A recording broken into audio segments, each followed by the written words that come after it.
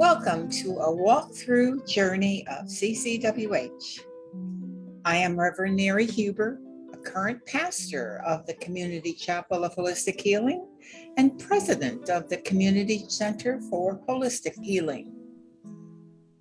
This year, in May 2022, we are celebrating the milestones of our 45th anniversary.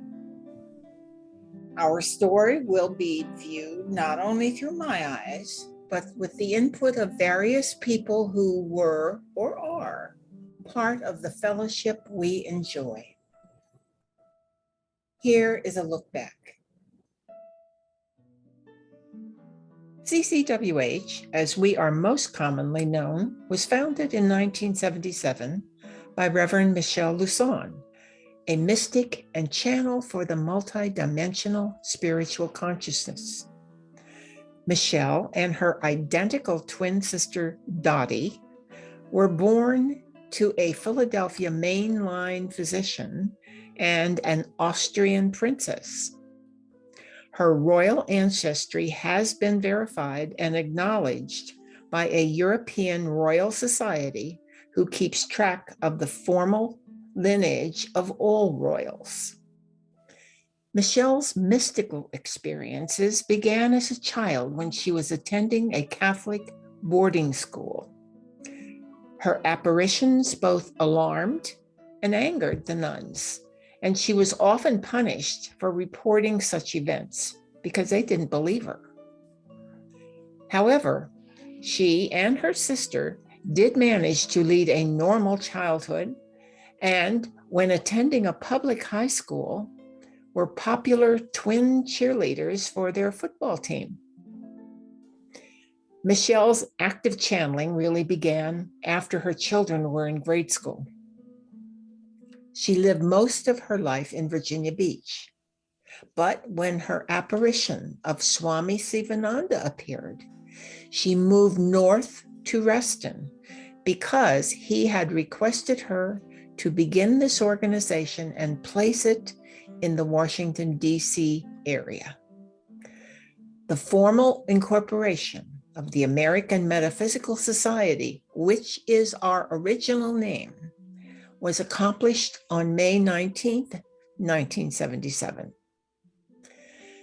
Michelle was told by her spiritual source that she was one of 10 souls who entered the earth around the same time to spread the ancient teachings and thereby aid in the higher plan to restore humanity to its original spiritual balance. This is the divine plan that has been unfolding since 1958. Now, the original name of our organization was changed after a few years to the Community Center for Holistic Healing. Michelle had completed her mission by the end of the 1980s and has spent the balance of her life helping individuals through spiritual readings to aid them in their own evolvement and achieve their own reason for embodiment. Through her many teachings and workshops, and with the help of others who added their knowledge in specific spiritual and holistic areas, the community grew and prospered. Michelle's legacy lives on through each person she taught and each individual she aided with her advice. She does not claim this as a personal accomplishment, but gives all credit to God who works through her. Michelle went into retirement around 2005. She returned at that time to Virginia Beach and continued her work privately there. Good morning to my loving friends and constituents, such as Mary, who continued the work that we began together. the purpose of the work, I want to remind you because it is so important. Individually, it's to become closer to our Creator so that we become a channel of inspiration, of healing, of teaching, and most of all, of knowing God and God's will for us, our community, and our world.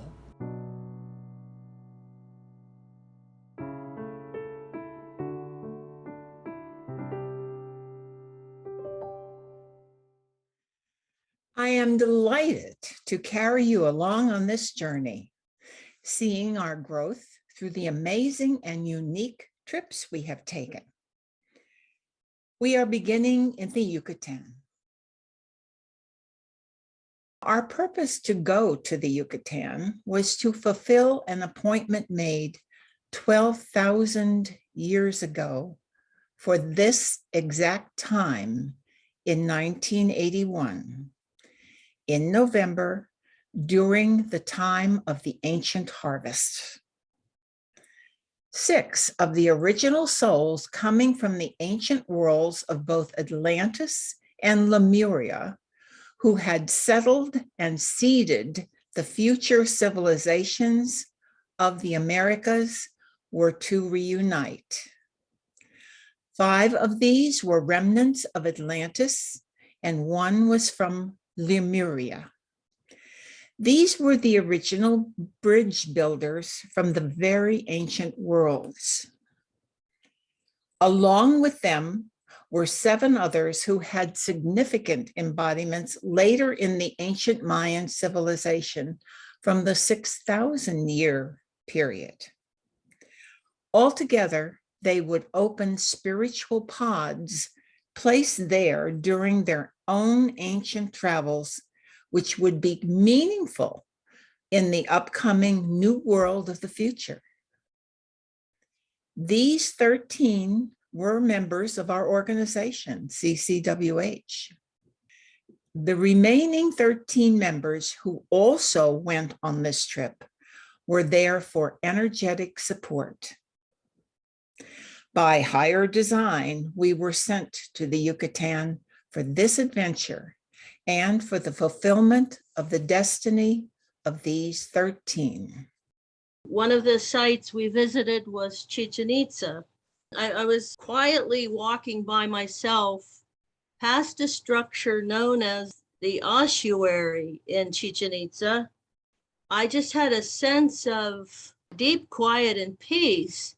I stopped in front of it and I had a sense of recognition of some kind.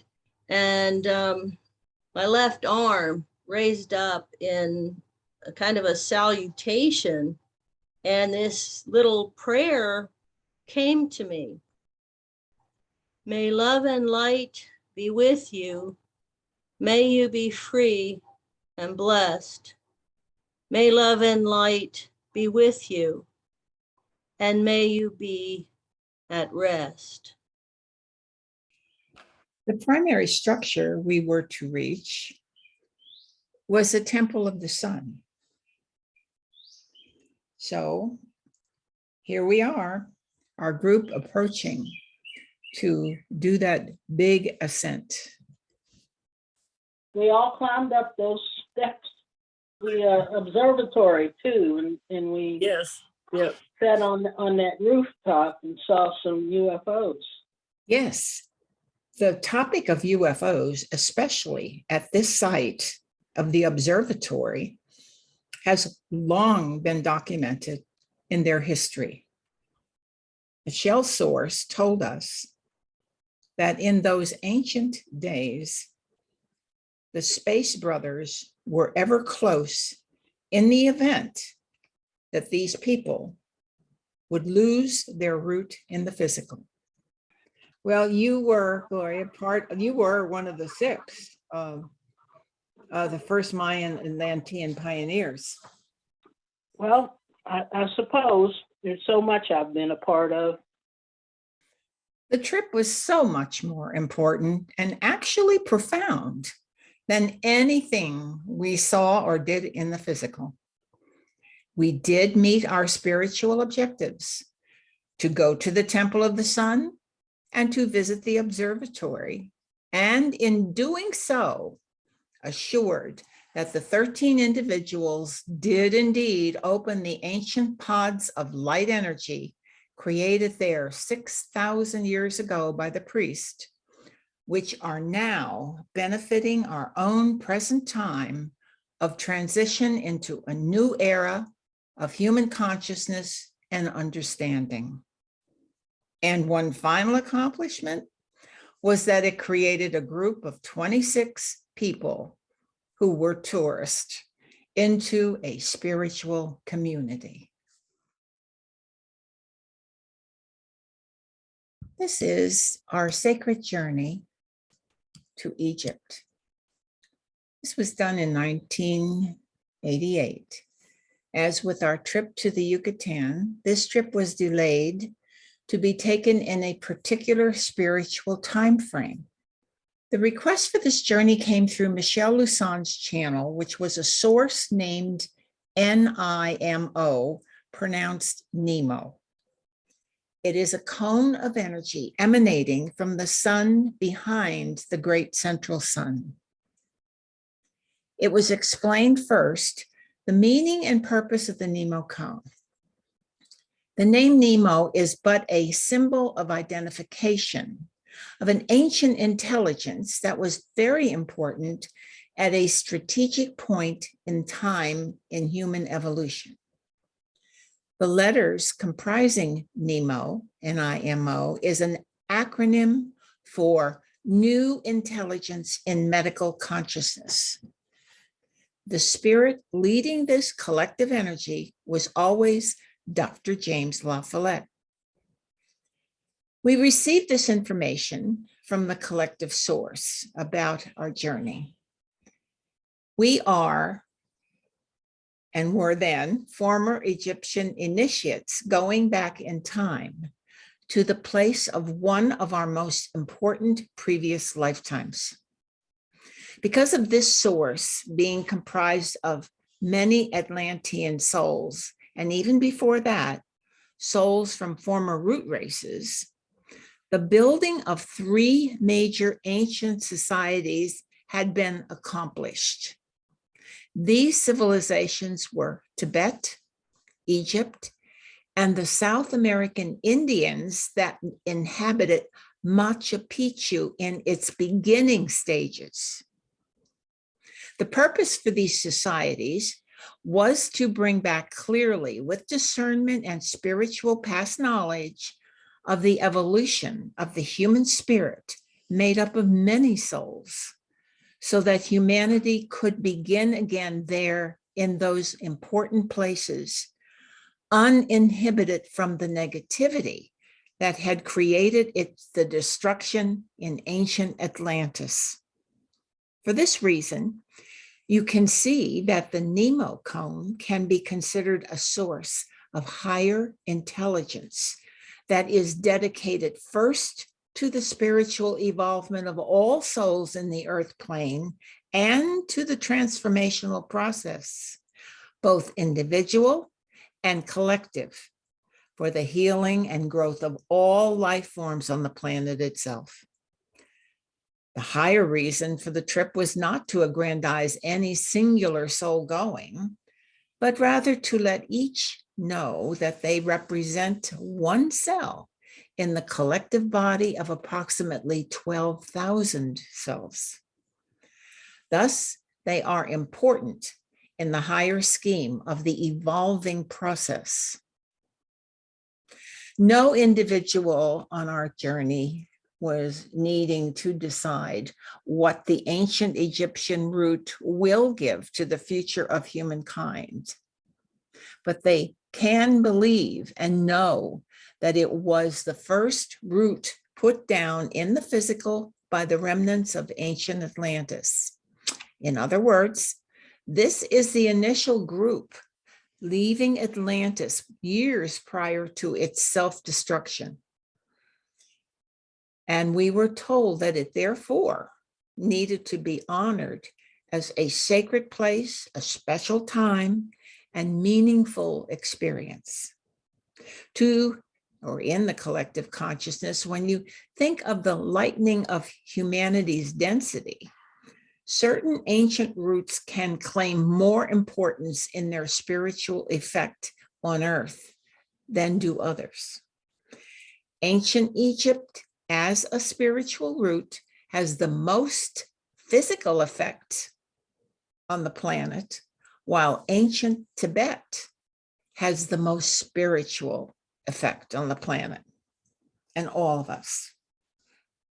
So in conclusion, the collective spiritual group guidance that we had then was quite pleased with the overall experience that we had, for there was a considerable amount of collective energy usable in the time, or for the time, when the collective Egyptian route would be closed.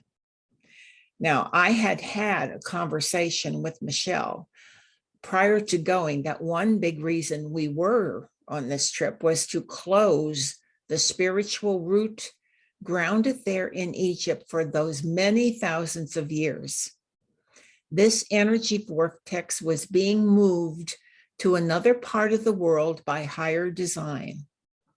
And we were told at that time that we couldn't know from them where it was being placed, but we would have to discern that for ourselves. One of our CCWH members knew June Reichert, who owned a small New Age shop in Alexandria, Virginia, and who had been on many trips to Egypt. With her background, we assigned to her the coordination of our trip to Egypt. She used a travel agency by the name of Gateway. All of this became very relevant and symbolic when we look back at the trip. But here we are in the airport, waiting to board the long flight to our destination. We only had one stopover, and that was in Greece. We flew into the Athens airport and had a 5-hour overlay before our Egyptian air flight took us to Cairo. A wonderful opportunity to tour. We saw all the ruins in Greece. Yes. Or at least much of them. We saw the Acropolis, the Parthenon, the Olympic Stadium, and the outdoor amphitheater. We even saw a section of the where the Oracle at Delphi has been. We had a lovely modern hotel in Cairo and felt very at home there. Our 10-day journey was filled every day with new sights to see and much traveling within Egypt in order to see everything. Here we are at one of the older pyramids. And that's the Djoser pyramid behind us. Yeah, this is one of the early pyramids that was built. He was the jogging pharaoh. Okay. Yeah, he used to get up and run around, run around the thing that was being built. And then there was the camel escapade. At some point, we were taken out a bit in the desert where there were hobbled a number of camels. Here, we found that the tourists could have the experience of being up on one and riding a few feet under the direction and the guidance of the camel driver. Even though the camel is kneeling, it's still a bit of a climb to get up there. And my goodness, when you're up there, it feels like you're on top of a 3-story building. Short time later, time to disembark, but you're still 3 stories up. The camel driver puts out his hand and says, it will cost extra to get off. When we paid to get off, we had not understood that this was the arrangement. It was still quite fun, and I believe we would do it all over again. A great amount of time spent in Egypt was on a boat called the Nile Symphony, which traveled down the Nile, stopping at various important ports. The Nile in ancient Egyptian consciousness represented the tree of life of the combined spiritual and physical forces, similar to the nervous system combining Kundalini and life flow. Cairo was the gateway to the entering of the voyage, as it represented the thyroid system of the physical in the now. Since the thyroid is the regulator of all physical light forces, many on the trip received an initial send-off from their experience in either the King's Chamber of the Great Pyramid or out at the ruins of the ancient city of Memphis. This started the internal triggering of each person's ancient root, whether or not they were consciously aware of this cosmic stimulation. So it was from there that the voyage began, with these different stops that represented, not necessarily in order, but in emphasis, the chakra system of the past.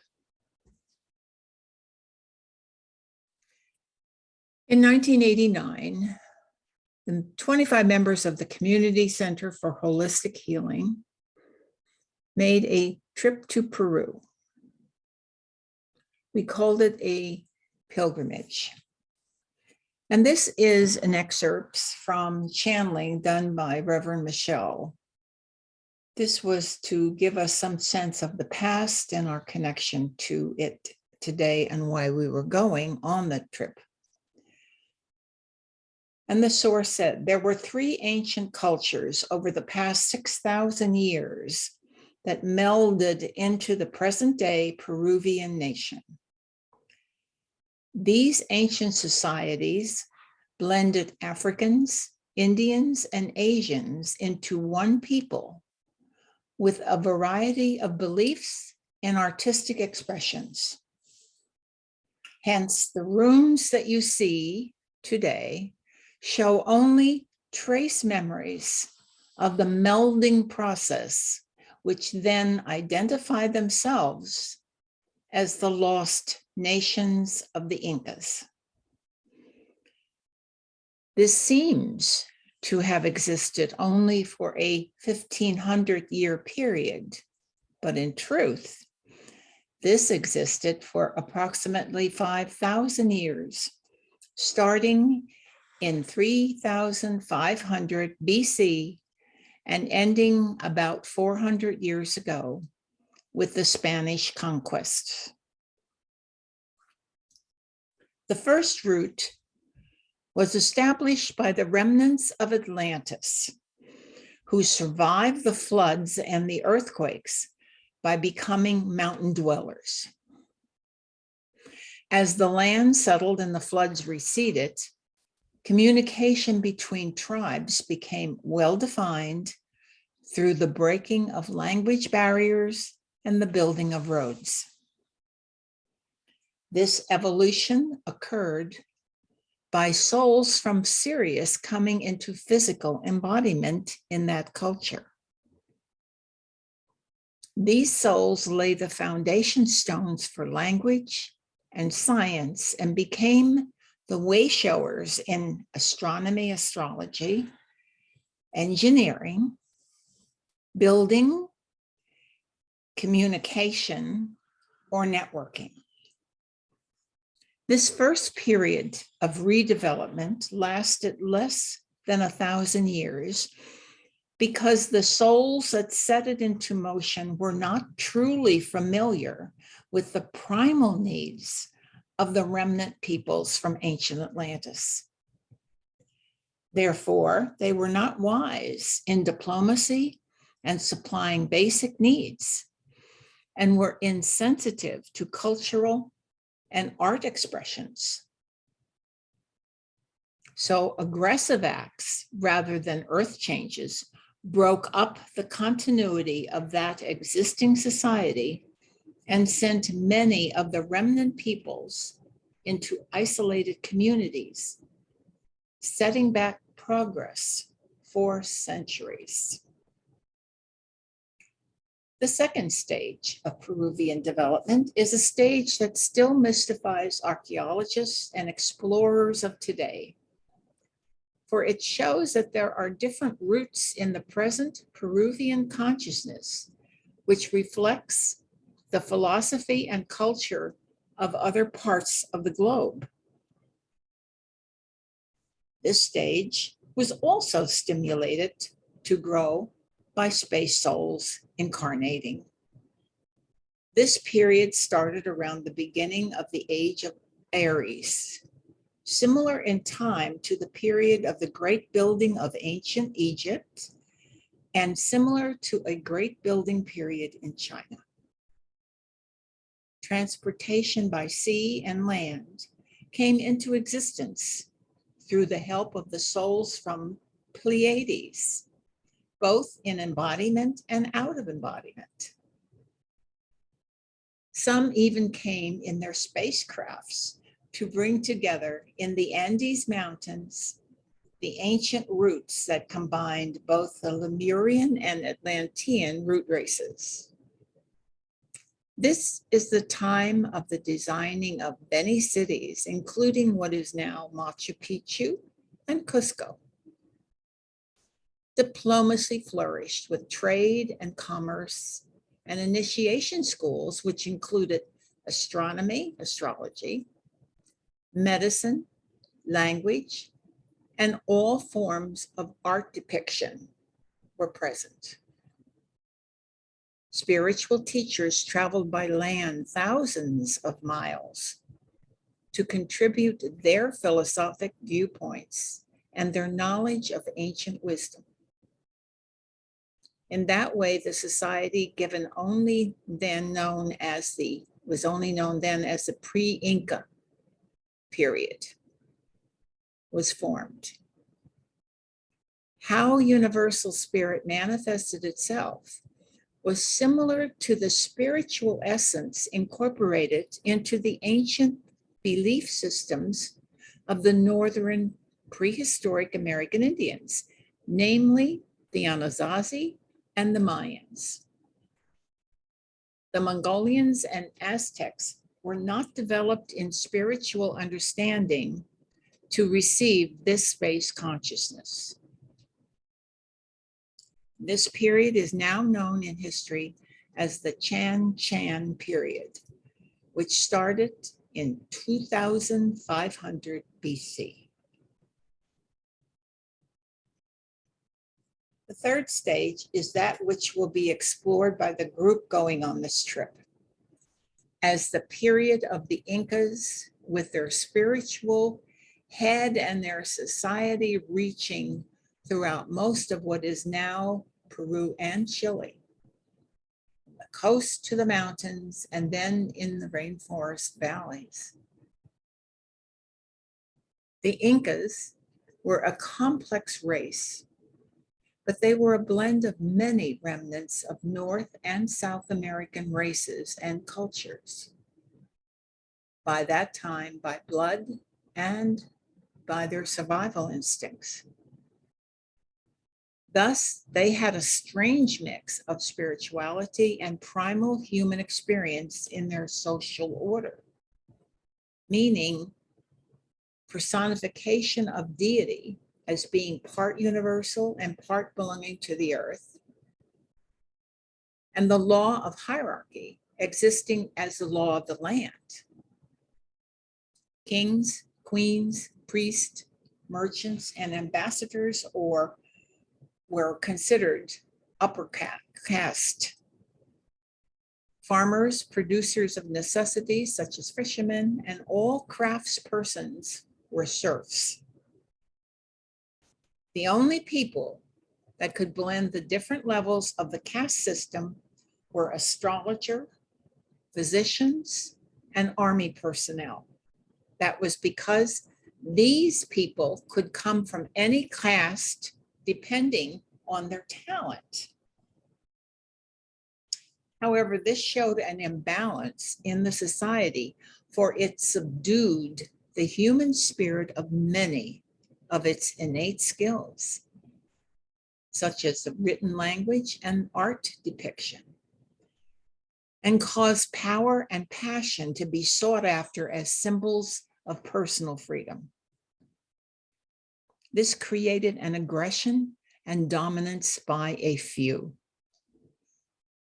It was easy, therefore, with the psychological impediment in the Inca society as a whole, for the Spanish to conquer it and merge themselves into its way of life. The missing piece in the societal substructure was freedom of the personal spirit. Consequently, it invited dominance. As the group went on their voyage, who were going on this trip from our CCWH group, they must pass through these time portals, recognizing that all that glitters in ancient history is not gold, but rather a step in the evolutionary process, be it a beginning or an ending one. The pilgrimage was to go to the core of the spiritual vortex that began the ancient remnant from Atlantis. For what it had offered as an energy fulcrum was an opportunity for the blending of two distinct natures, the spiritual and the physical, into one harmonious, peaceful, loving society. As the first stage from space disappeared, the second stage, which came from around the world, attempted to build, but did not have the ancient wisdom from the past. The third stage of the Incas' experience allowed pride and insecurity to revisit their consciousness, thus giving way to the destruction of their ancient roots. During the final Inca stage, the door was left open to the future Atlantean redeemers, which would be our group going, to eventually visit the ancient ruins en masse, to see the remnants of days past, so as to bring back to the world power, the United States, the consciousness that responsibility to the freedom of the human spirit is primary in all societies, or else there will be no lasting peace or spiritual nation existing in the earth, and humankind could again disappear without a trace. The synthesis from the trip that each pilgrim could expect to receive as theirs is a gift of responsibility to the global community as a whole in their personal personification of their spiritual and physical natures as one. And so it is, and so saith the collective source. With that grand sweeping insight of the deep background and history given by Spirit, as well as the immensity of the concept of our mission, I want to make it very clear that we also had quite an enjoyable journeying in Peru. Our trip started on the 17th of the month and flying out of Miami to Lima. The following day, we toured some pre-Incan ruins and finished with a shopping trip to Miraflores. On day 3, we flew to Cusco, where we had a lovely accommodation at the Hotel Royal Inca II. We did more tours of ruins, but the accommodation to the high altitude was a challenge for everyone. Coca leaf tea is the traditional remedy, and it really does work. On the 20th of the month was day 4, where various tours of the sites in Cusco were conducted. The morning of the 21st saw us board the narrow gauge train with all of the wonderful sights along the way. The people often appeared in their native costume, and the children were especially delightful. The train arrives at the town of Aguas Calientes, where a bus takes you to a very narrow switchback road trip to the top of the mountain, which is Machu Picchu. Sitting in the bus on the right side and looking out of the window, one can look straight down and see a deep drop off. It seems only inches away, and the bus driver seems completely unaware of that. However, when you get to the top, it's well worth it because you have a scene unfolding before you that is unlike anything that you have seen before. We had a guide, but there was also plenty of free time to explore everything on our own. One night we all went out and looked for UFOs. Yes. And we saw them Yes. going in and out of clouds, didn't we? Yes, they said they would show. Mhm. And we stood there for a very, very long time watching and watching. As Michelle's source had stated, the space visitors were frequent in their oversight of the developing civilizations and apparently are still communicating there. You will believe it when you see the Nazca plains coming up on another day. These small stone buildings at the top of the mountain in Machu Picchu had multi-purpose reasons to be there, we are told. And there were no photos taken on the interior that I was able to access or that I took. They were basically all empty. However, there was one incident I remember where one of our group went in and saw the only item that was there in the corner. It was a broom. She immediately walked over and started to sweep the floor with the broom. And Michelle laughed and said that she remembered her job in that other lifetime, where she was the community housekeeper and used a broom then to clean the floor. That first evening, we were able to go back down the mountain and enjoy the healing sulfur springs in the village. Afterwards, some of us enjoyed a few drinks at a tiny bar in our hotel, as well as some talented flute players to entertain us. We completed our tour of Machu Picchu the following day. Back on the narrow gauge railroad to return to Cusco and the lovely Hotel Royal Incan, we continued to tour. A light plane ride over the Nazca Plains was so spectacular. And because I had sat next to the pilot in this little plane, he allowed me to take the controls for a minute or so.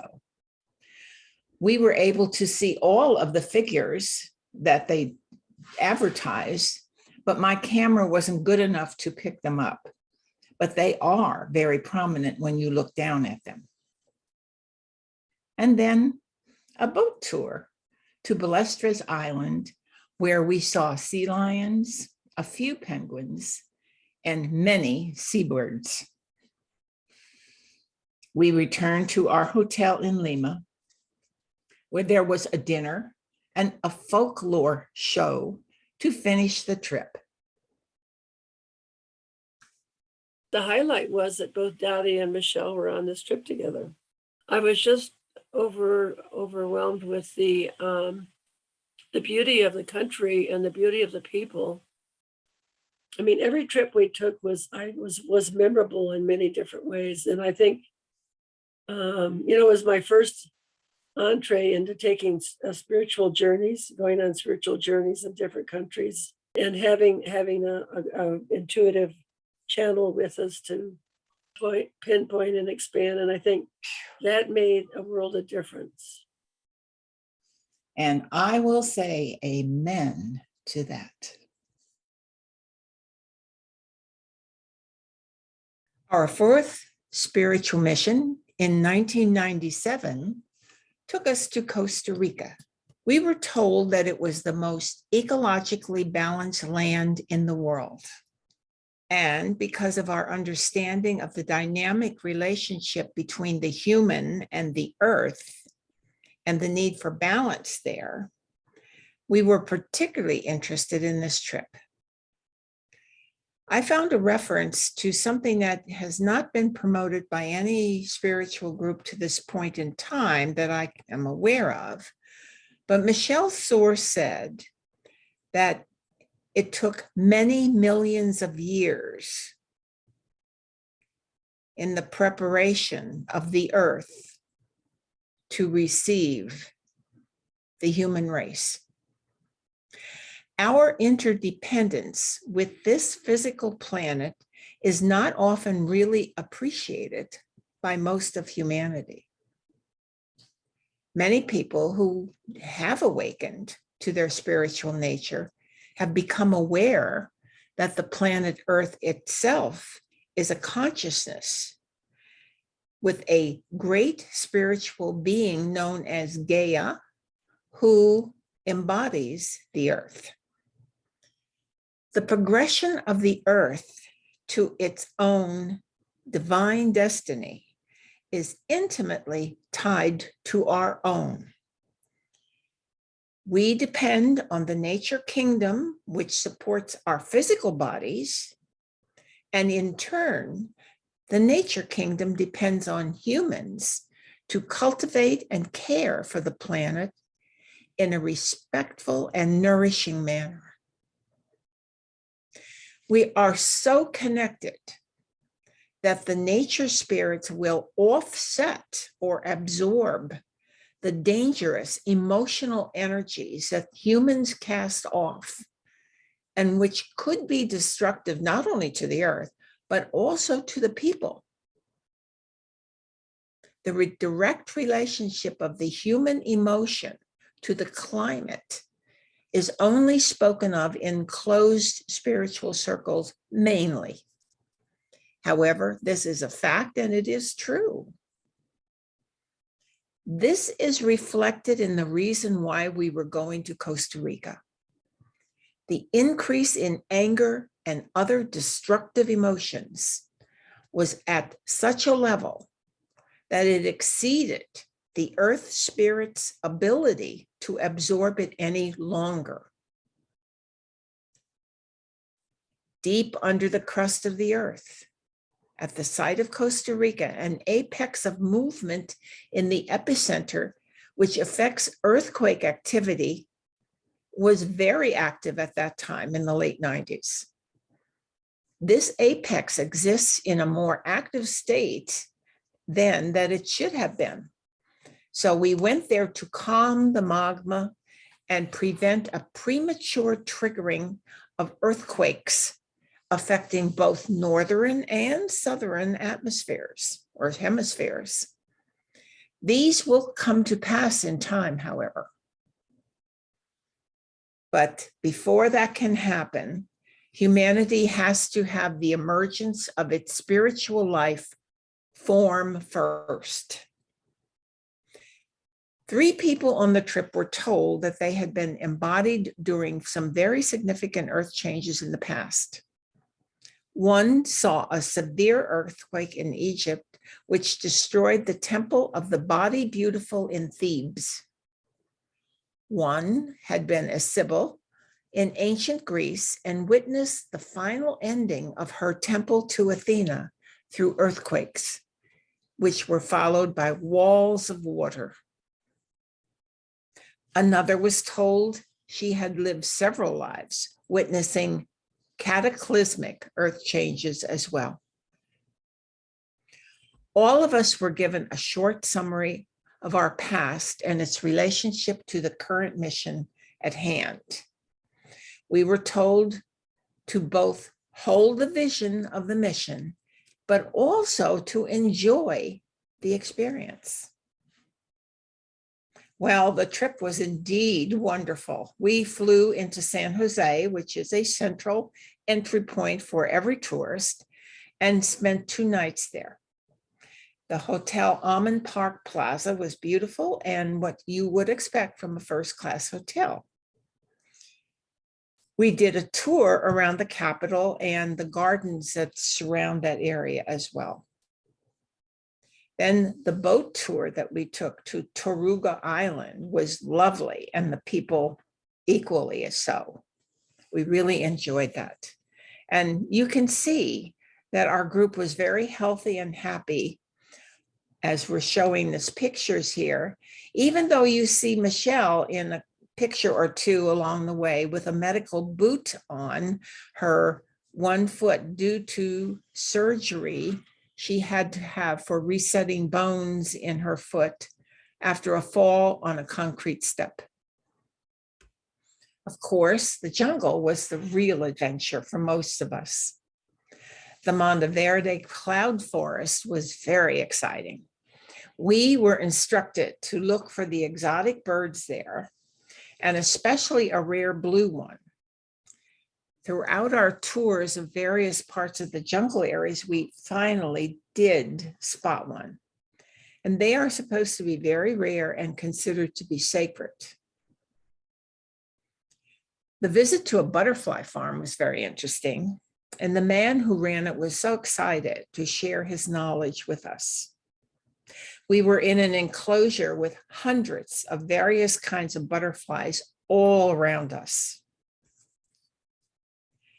Then we transferred to our next lodging, and it was named the Eco Lodge, which was located deep in the jungle at a site where there were several volcanoes.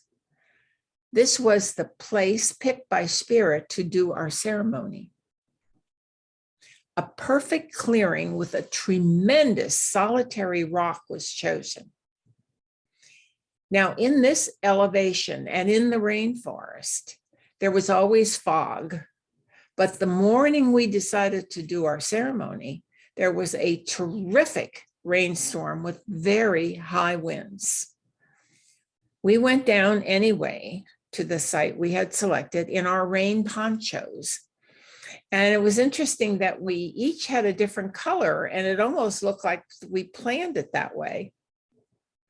But after we gathered around the great rock, joining hands, and we chanted and did many prayers in the driving rain, we completed that and we went back to the hotel or the Eco Lodge and found that we had caused quite a stir among the staff who had been watching out the windows while we were in ceremony. And later on, somebody reported that the one staff member had said to the other, "The witches have come." Well, we took that with a smile because they had no idea who we really were or why we were really there. From there, we journeyed on some of the worst roads imaginable anywhere in the world to the Tabacan Spa. We treated ourselves there to the healing waters and to a massage.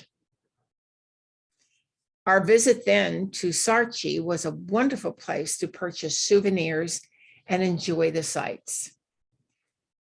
As we traveled around throughout this time, we were also told that there were a number of coffee plantations around, and we were able to purchase some very fresh roasted beans to take back with us. Okay, we also, it was an important point as our last place mainly to go, was to the Continental Divide. This is located in Costa Rica on the closer to the Pacific. So we had quite a trip to get there, But when we got there, it was a very amazing experience. The earth now beneath this area was also involved in the buildup of the magma. And this is an important juncture between the East and West. The continental divide extends from the Bering Strait in Alaska to the Strait of Magellan in the southern part of South America, and separates the watersheds that drain into the Pacific Ocean from those river systems that drain into the Atlantic. Obviously, the tectonic plates, they're also very important in any earth disturbances. But where we stood, and you can see it in a short video, you can see that the waters, you're standing on a high ridge, and you look to your right, and the waters there from this point on the right are flowing to the Atlantic. And you walked a couple of feet to another part, to like a little rounded area, to the other part of this high overlook. And you look to the left, and all the waters from that point were flowing into the other ocean. So it was a great demonstration of what was going on in the continental divide up and down two continents. Now, we had, throughout our trip, hiked on some marvelous trails and really, really felt close to nature. And one observation I had in several places where we stayed, that you could hear barking dogs that were roaming the streets at night. And in the morning, very often, a rooster crowed, even in the city. It reminded me of a much earlier time in small towns in the United States where similar sounds could be heard, but not today. And all good things have to come to a close, so we returned to San Jose and the Almond Park Plaza Hotel and departed there for home. Now, on the trip home, Michelle did receive a message from Spirit, and it was reported that we had been entirely successful in our mission.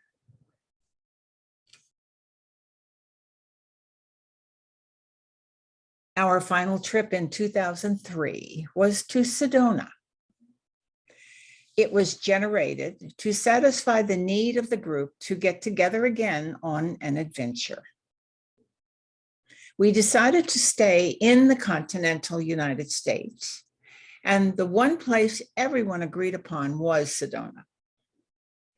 We had all heard of the numerous energy vortices in that area and wanted to experience them. We contacted a guide beforehand for the group who turned out to have a certain amount of psychic ability, which was a very nice match for our group. One of the first sites visited was what is known as the Chapel of the Holy Cross, located close to Arizona and in the Coyina National Forest. It's an amazing site, and actually now one of the landmarks there. Although it is a Catholic chapel, it has universal appeal. It also has a spectacular view from the parking area surrounding it. Our reason to be there was because of the reports of the vortexes. Our guide was familiar with each and set us out to explore a number of them. And what is a vortex? They are considered to be swirling energies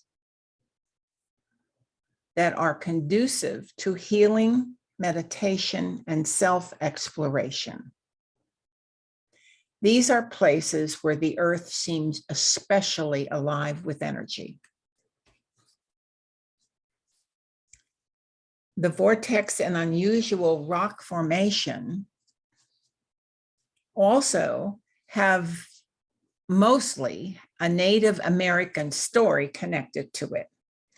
For instance, the story of Cathedral Rock. The Native people believed that Sedona was sacred land and only went there for ceremonies. Only the chiefs and the medicine man were allowed to come to the sacred place. They believed this was the land of the first man and the first woman. If you look at the middle of the cathedral rock, you can see the first man and first woman standing back to back. The legend is that the first man and first woman were arguing all the time. They could never agree. Finally, they appealed to the gods for help. So the gods placed them back to back, but together. So they would always have their own views and voice and direction, but yet remain together. A park ranger for the National Forest took us on a tour as well and indicated that the rock paintings that were very prevalent in the area.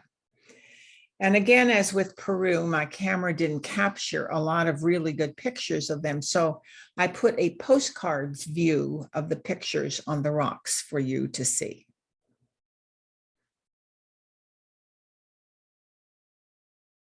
Of course, Sedona in the entire area was the home of a number of Native American tribes over time.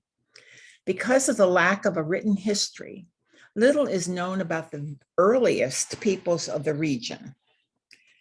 They have been referred to by many names. Anasazi was the name coined by the Navajo people for the earliest peoples, period. The term is roughly translated to the ancient ones. Throughout that region, there were cliffside dwellers, which can be found scattered around the Four Corners area, the whole area, and are so elaborate and well preserved that they rival even the world-famous ruins of the Maya and the Inca.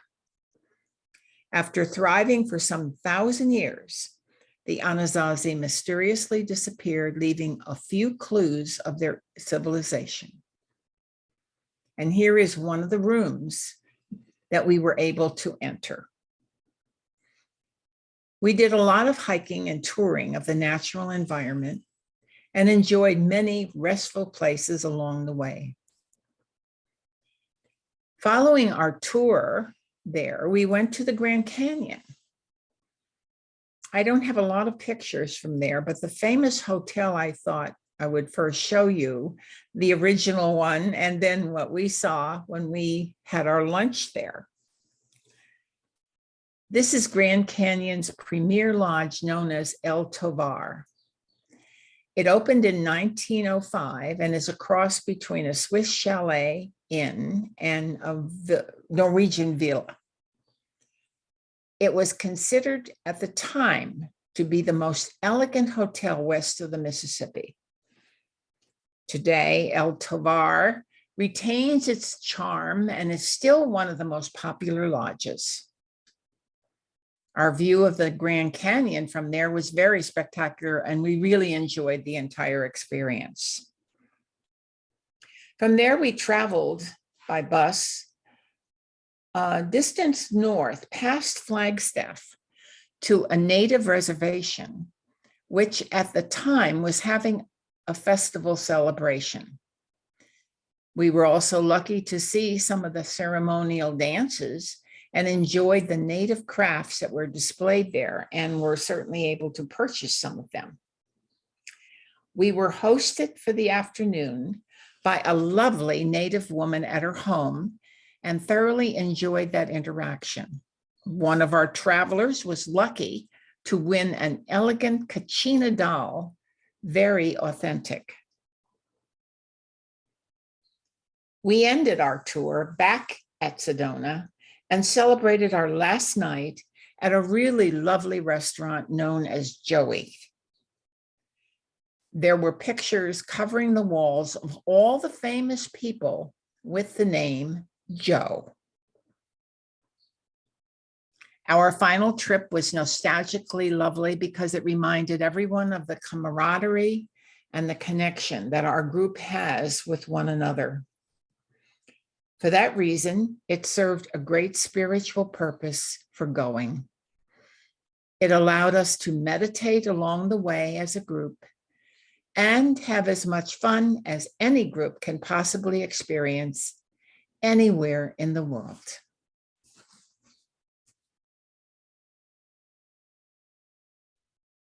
This book will have a sequel because the story of CCWH is more comprehensive than can be put into this portion. We are not just a physical organization, but a spiritual group who has advanced information about humanity's past and how humanity can bring itself to balance today. For this reason, I go back and forth in my storytelling, and I think these are called flashbacks. Starting with 1977, and to refresh your memory, Jimmy Carter was president, the Concorde had its first test flight, the movie Star Wars premiered, peace talks began between Israel and Egypt, and people were listening to songs like Dancing Queen, Margaritaville, and Fleetwood Mac's song, Don't Stop Thinking About Tomorrow. And on the big picture of humanity's spiritual plan, as seen in the cosmic cycle chart, we were founded in the solar plexus section of that chart. The solar plexus is the great creative manifester. So let's take a look at what brought us here in today's world. 150,000 years ago, a soul group fused with primal man, creating the dual nervous system. The blueprint of Earth was designed to be a synthesis of higher and lower dimensions, and the race of mankind was created to be able to demonstrate that a soul can adapt to the planet and yet at the same time have higher awareness beyond the planet. This is a much longer story, but we need to go to just the last civilization, Atlantis. The original Atlanteans were synthesizers. They had much to create, many things to bring together in order to enact the human experience. After this was accomplished, the opportunity for group entry of space souls created a quantum leap in our evolution. The first wave of space intervention was 60,000 years ago. The second wave of space intervention was 30,000 years ago. It was the second wave at 30,000 years that brought advanced language, transportation, and communication skills. This wave brought on a very advanced, yet very organic social system as well, which almost peaked. However, it did not last. The self-destruction of Atlantis took place about 10,500 BC. How does this tie into today? Well, I think it might be best summed up by giving you this account. The story of Christmas as given to Michelle. Christmas actually started 12,000 years ago when the advanced civilization of that time, Atlantis, destroyed almost half of the earth. This was created through human greed and jealousy. It created the karmic need then to establish a three-stage system of atonement, redemption, and transformation as the payback for this egregious act. People had to learn and demonstrate creativity and light. But it took humanity about 5,000 years to even begin this process. So it was just about 5,000 years ago that a spiritual community high in the Himalayas began. This allowed new souls to enter and the old souls to return if they were willing for atonement and healing.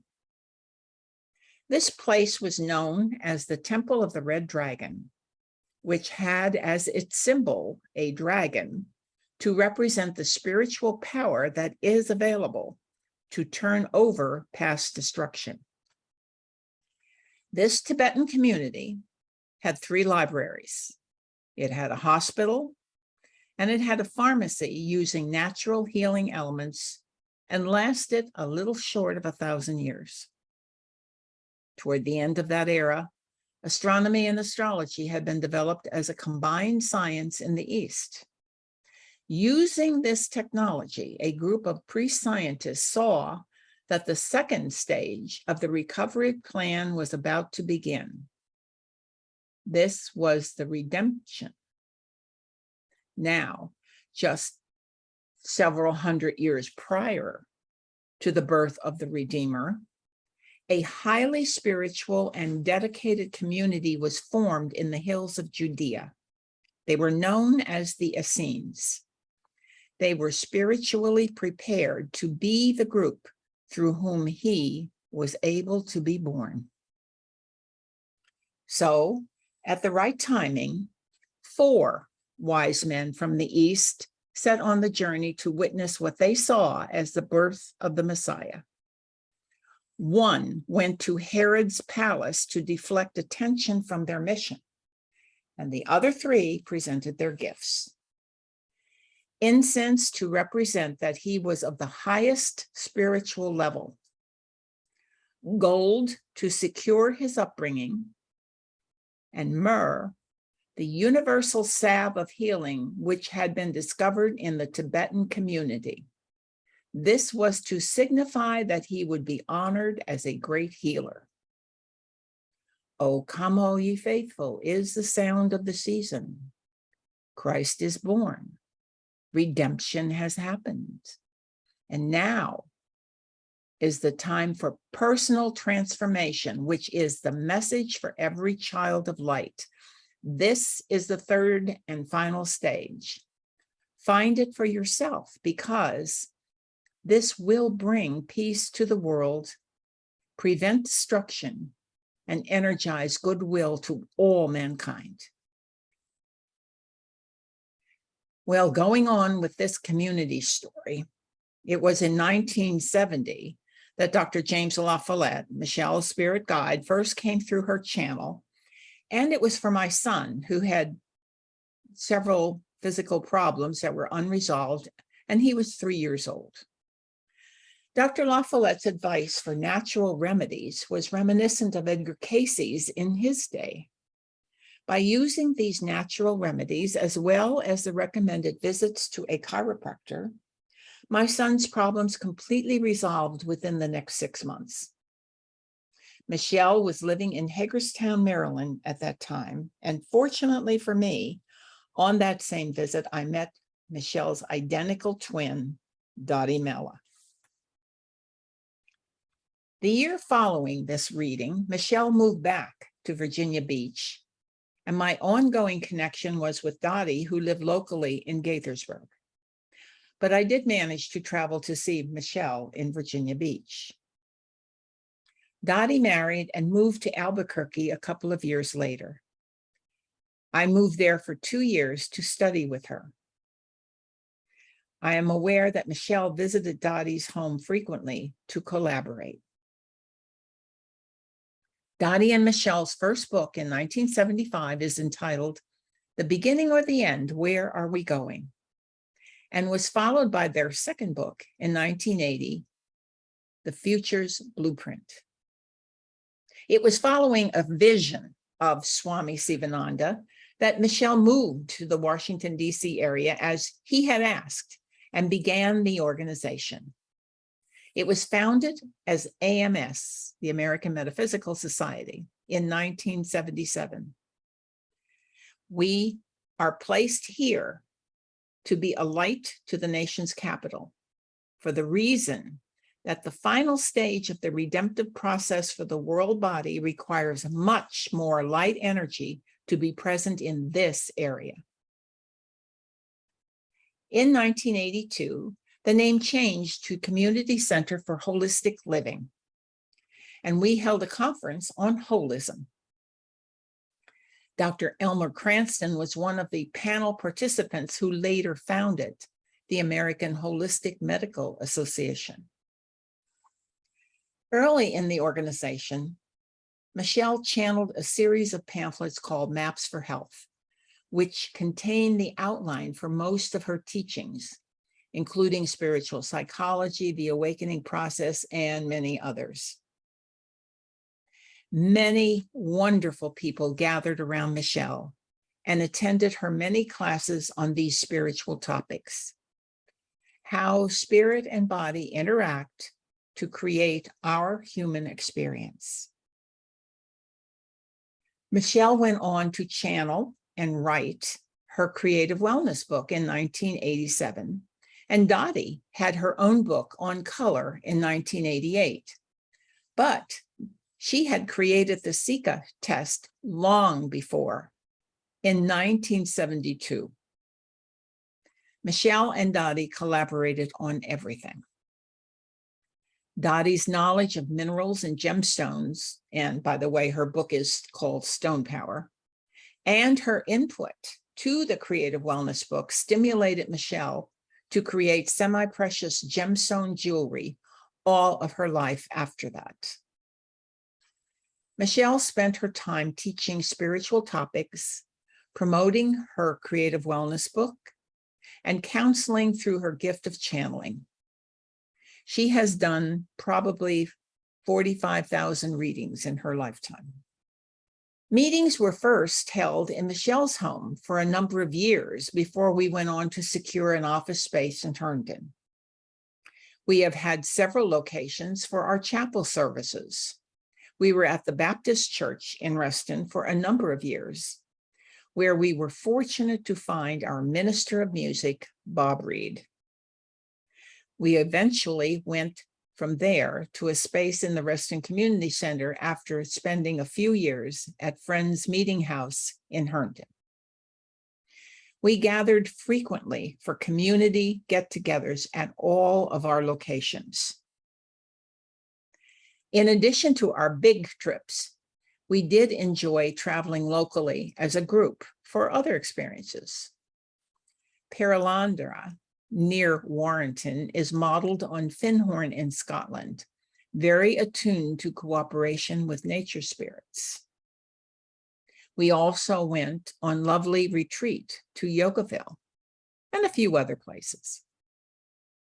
We celebrated community a number of times in Howard and Linda Evans' backyard as well, and initially met Reverend Sherry there. Michelle ordained probably 24 ministers through her programs. Emily Smith and Gloria Kauser were very instrumental in that effort with her. They were two of the first ordained, along with General Maxwell, United States Army, retired. Unfortunately, Dottie went on to spirit about 30 years ago. And at that time, we had the sad honor of distributing her ashes in a quickly flowing river, which was her desire. We have only a few pictures here to show of the many who served on the board of directors over time. We had quite a variety of guest speakers at chapel, and here is just a small sampling.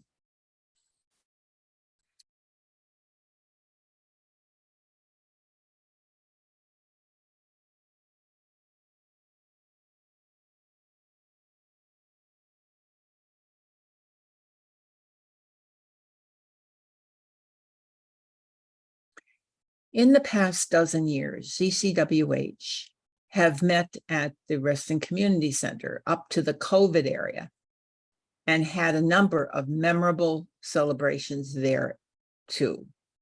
As of 2022, CCWH meets only online.